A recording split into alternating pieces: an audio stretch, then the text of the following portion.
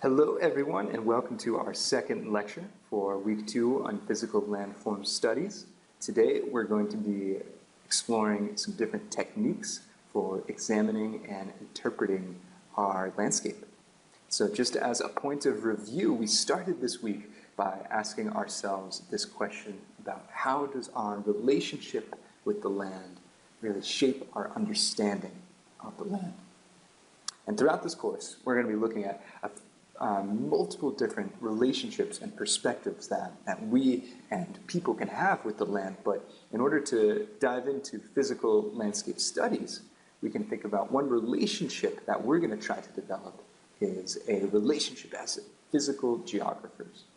And for physical geographers interested in understanding the land, one way of understanding is through the subdiscipline of geomorphology. And so we're going to take a deep dive again this week into these foundational geomorphological concepts. And so when we consider that driving field of geomorphology and geomorphic understanding of the land, it really breaks down into 3 kind of subcategories, right? The first being our landform components in our Earth systems, and then these unifying landscape concepts that we can use to describe the land and the processes that we see.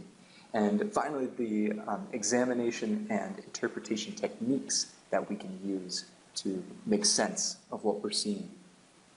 So these first 2 components were things that we talked about in our last lecture, in our last Zoom. And so today, this presentation is really going to focus on our examination and interpretation techniques through a geomorphic understanding. So when we go and talk about physical landform observations, our week is really structured around these landform journals that you all have created. And as you've gone out and you've practiced your I notice statements saying what you can observe about the land, we come up with these following I wonder questions about our landscapes and our landforms. And so the concepts within this presentation really help take us to the next step. The next step further is that we can use geomorphic examination and interpretation to investigate these I wonder questions. So to think about it in a broader perspective, when we ask I wonder, we're really asking about a few key concepts and questions. And those can be questions about how can we describe the Earth's surface? It can be questions about how can we measure rates of landscape change? And how can we assess our land value and the different values of the land that different people with different relationships may hold? So this presentation is going to systematically address each of these 3 questions, but I'm going to do so in a very brief way within this recording, and then I'm going to link to additional readings and resources and videos so you can take a deeper dive where you find interest.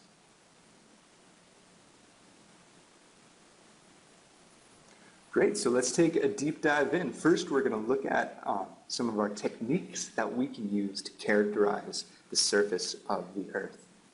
And while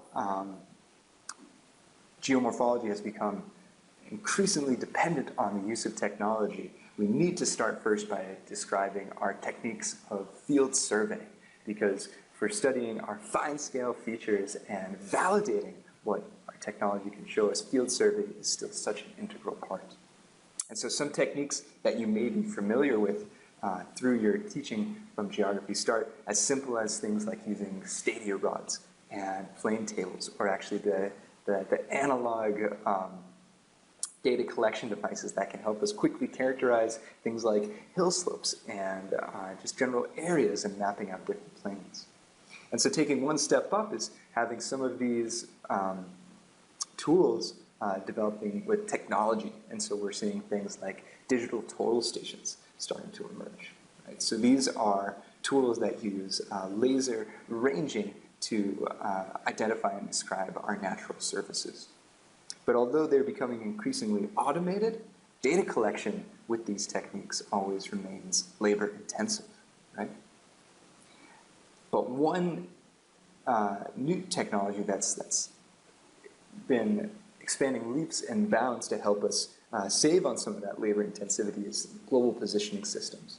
This idea of GPS, and as we know, GPS has become something hand in hand with daily life. It's in smartphones, it's in all of our online and computer maps, and we're going to be diving into GPS in our other course on geospatial technologies. But as a quick overview, GPS developed first in the 1990s through military applications, but has been selectively made available to the public ever since.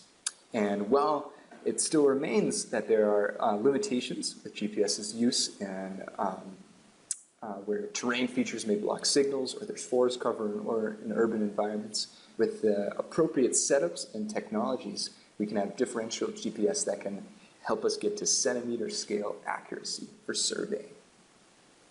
And so these field surveying techniques are still integral to our study of our landforms for getting up close and personal with what we're seeing. But within the recent decades, field survey has now progressed and been significantly enhanced by techniques through remote sensing, which again is our focus of our other course. And so we'll just briefly talk about some overlap right here. But again, we'll be diving deeper in later. And when we talk about remote sensing, just to give you a little bit of a teaser of things that we're going to talk about, are things like the differences between active remote sensing, where we have sensors that are sending and then receiving signals, versus passive remote sensing, where we have sensors that are just observing natural energy. And so to give you a quick demo just on some of the potential behind these systems for geographic analysis, I wanted to show you one example of active remote sensing is this concept of LiDAR. And LiDAR is an acronym that stands now for light detection and ranging.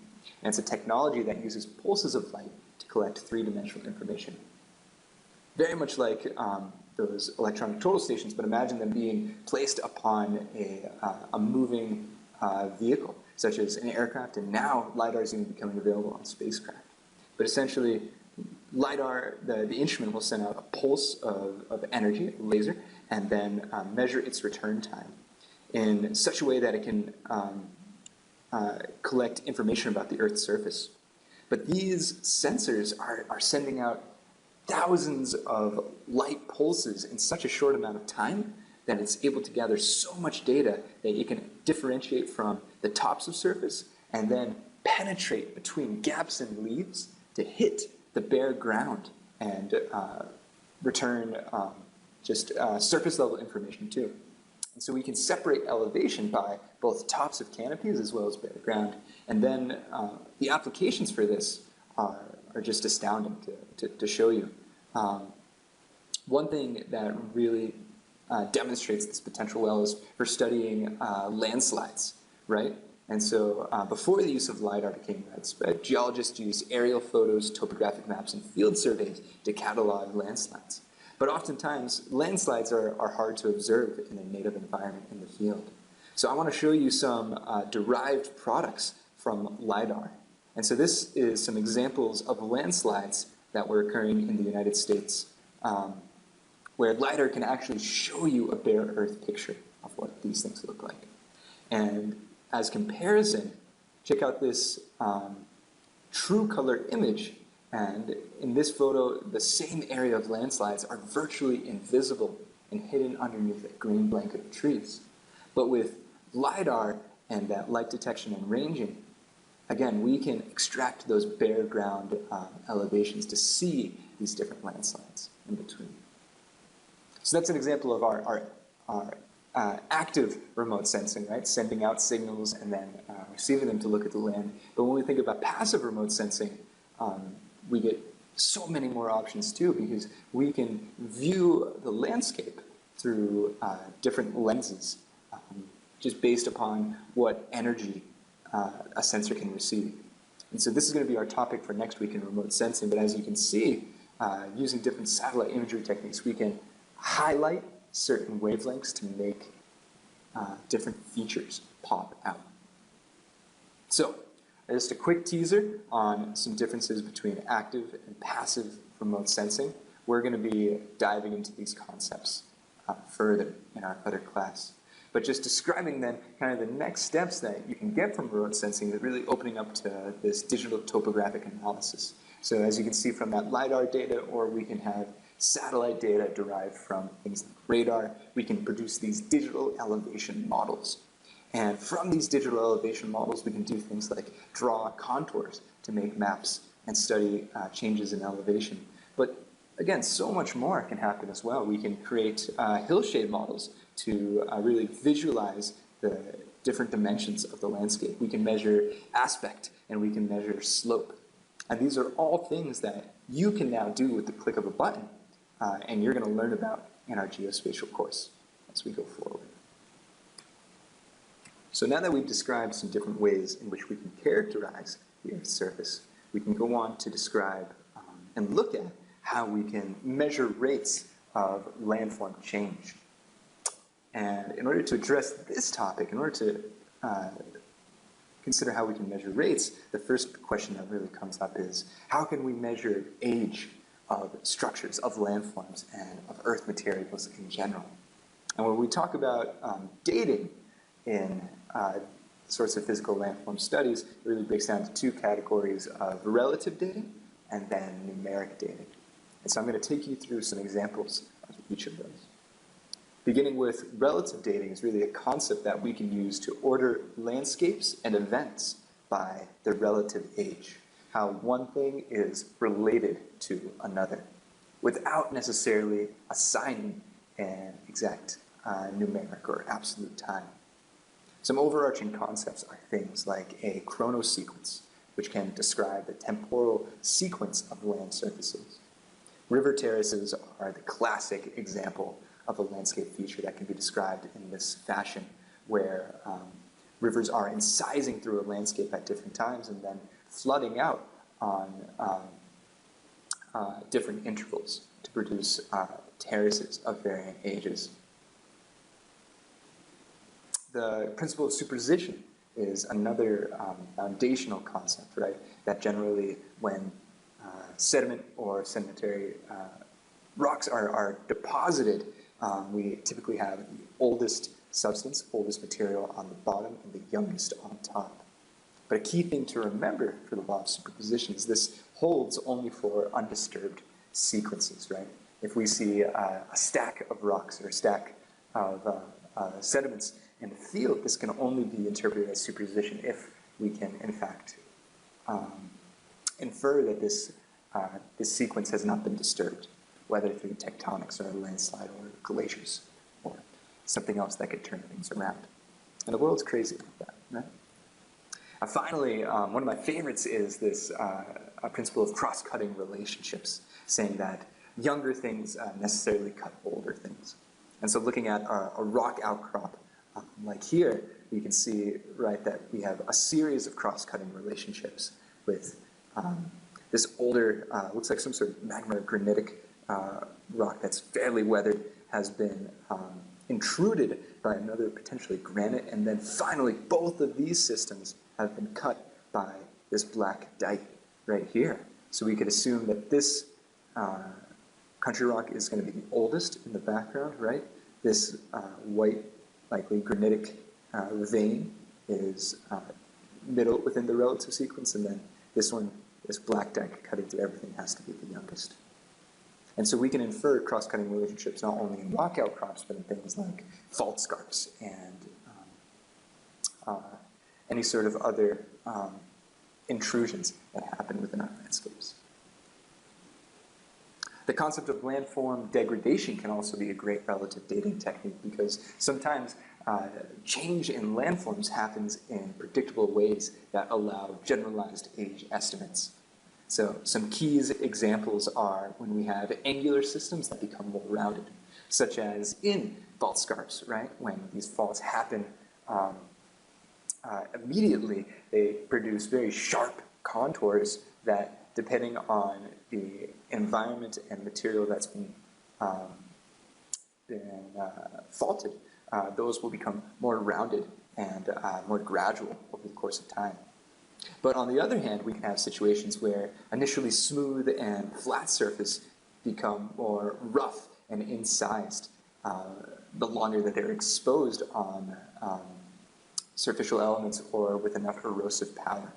So, things to look out for as well for relative dating sequences.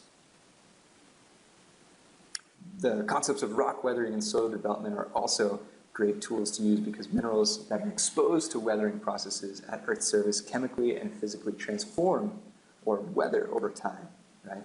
And so we can see that the loss of strength and along different structural planes, like we talked about last time, is a good indication of relative age.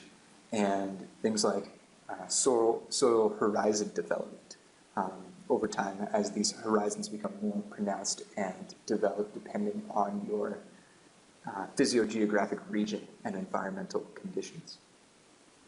So weathering in soils is going to be a whole entire focus for us down the road, but just keep these concepts in mind as we go forward. While relative dating techniques, like the ones that we've just talked about, are helpful for describing relationships between landforms, to really get down to exact ages and measurements, we have to look towards the series and processes for numeric dating. Now, sometimes numeric dating is called absolute dating, but in fact, all of these methods and techniques have a certain amount of assumption and error that is associated with them, and so that require calibrations to adjust. And at the end of the day, these can't really be considered absolute in its finest sense. So we're going to use the term numeric to describe these. But essentially, these processes look towards quantifying measurable change in different properties of materials. And so numeric dating techniques that we can consider are broken down into two categories: those that look at actual physical and structural components of materials, and dating techniques that look towards chemical and isotopic changes. So thinking about things like physical methods, one of the coolest methods that I know about is this method called dendrochronology, right? Dendro meaning tree, and chronology is studying of time. And so trees, right, they produce growth rings annually due to their cyclical pattern of adding more mass to their structure. And then these growth rings hold such incredible stories, right? The size of a ring can tell you about the conditions of growth for that year, and then the patterns in between different growth rings can actually be matched up between different trees. And so by taking cross sections, you can see in this diagram, you can actually match up and count back individual tree rings to a certain point.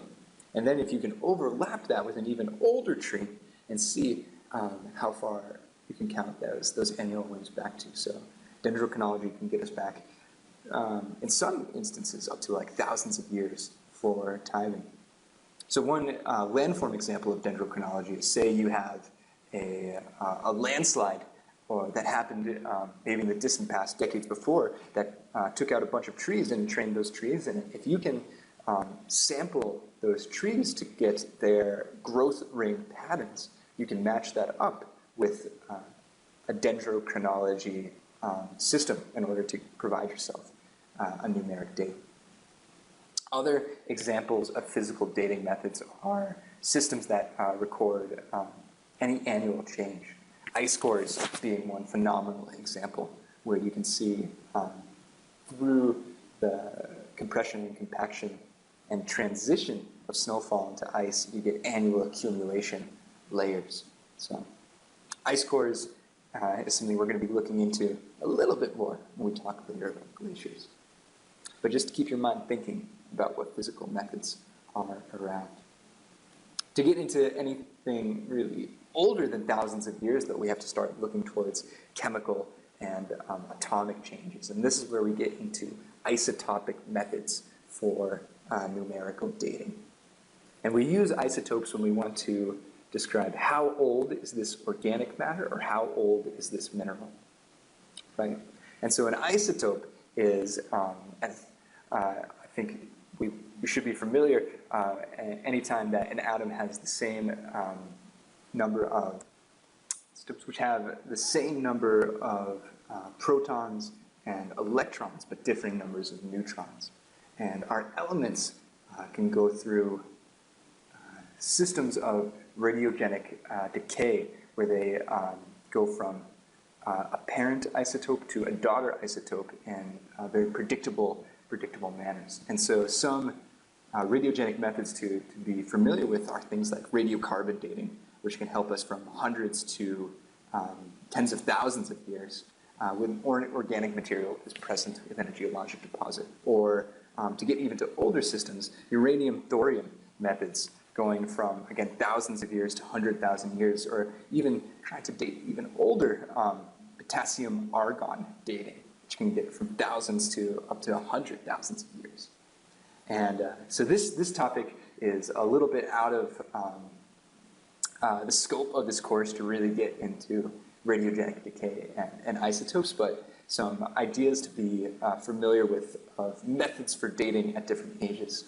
And I'm going to link a few different videos that can honestly describe this better than I can to you, which talk about some isotopic methods for dating.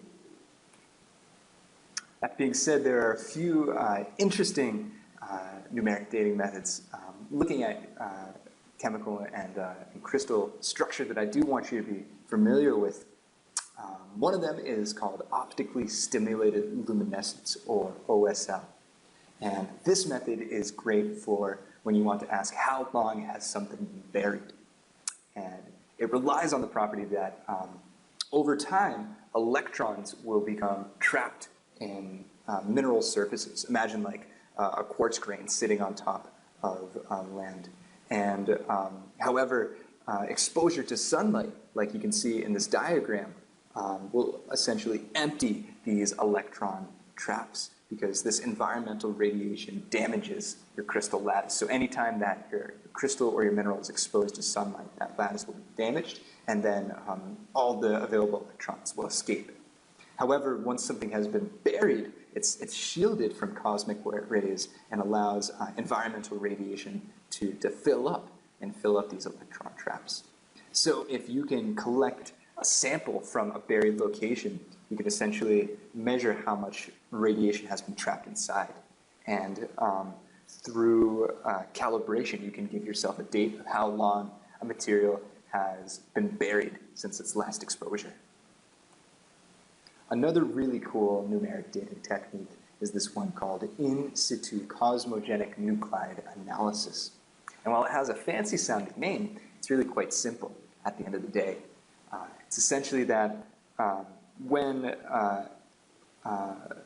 materials are exposed on the Earth's surface, just as they're getting radiation from the sun, they are also,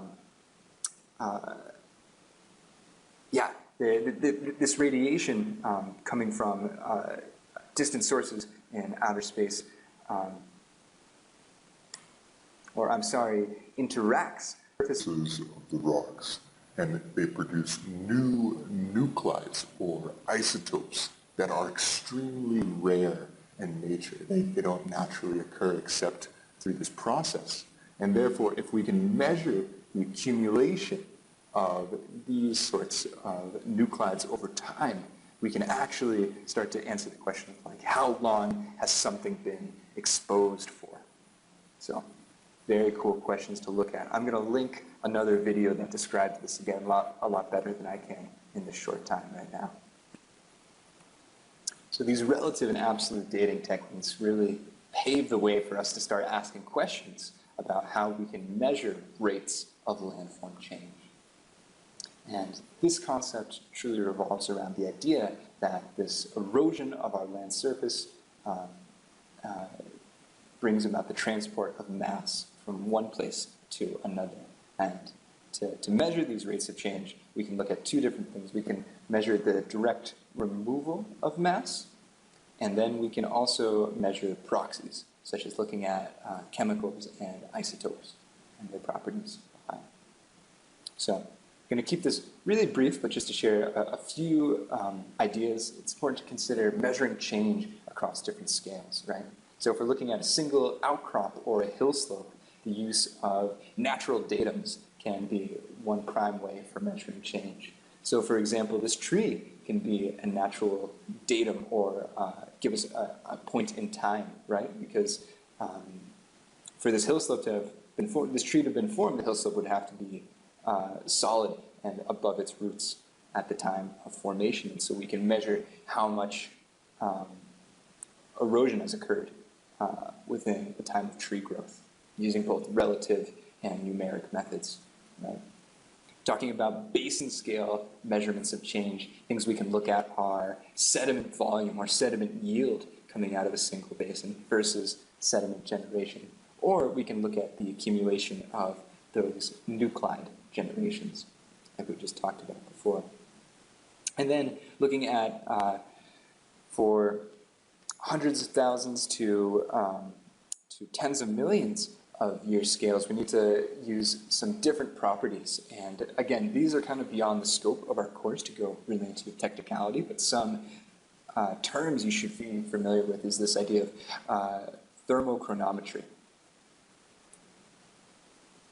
I just fixed a typo in that one, actually. Thermochronometry. To analyze the different elements that are retained in different minerals throughout an erosive timescale. And so this can be used to measure how quickly erosion and tectonic processes move a material towards the Earth's surface over timescales of millions of years. So it builds on this idea of thermal gradients and how those alter mineral structures. So again, don't worry about the specifics in there, but just know that there are methods to measure these really long timescale interactions. Another great way for measuring change, or attempting to get an idea of measuring change, is the use of experiments. So field experiments are so valuable in being able to manipulate and investigate natural systems. Trying to understand how long does it take for sediment to be removed from one source to a sink, you can use markers. In this case, the picture shows geomorphologists placing pebbles with paint on them that they can track a movement over time. These experiments have gotten so advanced that scientists now put small GPS units on different pebbles and track their movement over the course of a given season to look at differentiation in weathering events. But then other sorts of experiments can be done in laboratories. And in laboratories, we can try to model natural systems to understand how these processes work. And so there's a ton of cool laboratory experiments looking at landform and landscape processes. And you probably can't hear this video, but I'm going to pull it up so you can see it. For example, this is an experiment looking at what's called a turbidity flow, or suspended sediment loads that create almost these underwater landslides in systems. So watch this. This guy just added some sediment in here. He's stirring it up, and now they're going to release it.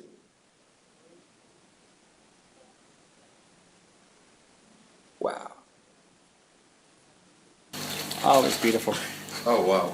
Sun's already coming out. Natural process. Just give it a bit of a push down, put your finger on that. Usually off coastal shelves. With a good stir up. Submarine landslides. But as you can see, it's a Right, that's looking pretty good. That's looking pretty good. So model. stop your stirring. Laboratory 3, environment. 2, 1, go. Cool sorts of things to check out. 1 second, 1.8. 2 seconds, 3 seconds. Back to our 5. presentation because we're just about to wrap up. Because the last thing I just wanted to hit quickly, just to share just a few things, is different techniques that we can use to assess the value of our land. And these are techniques that we're going to be looking at in depth throughout the rest of the semester, but to be familiar with and keep on your mind is you can have site suitability analysis, right? And this is where our GIS skills are going to come really in handy. Being able to identify and weight different variables of importance and select the most optimal locations. We can have things like hazard mapping and risk assessment, particularly for things like landslides and wildfires. And these techniques are so important for prediction and mitigation, and ultimately assigning value to land. But when we begin to talk about this idea of value in land later, it's going to really bring us back to our key question about land value and ethic and our relationship with the land, right?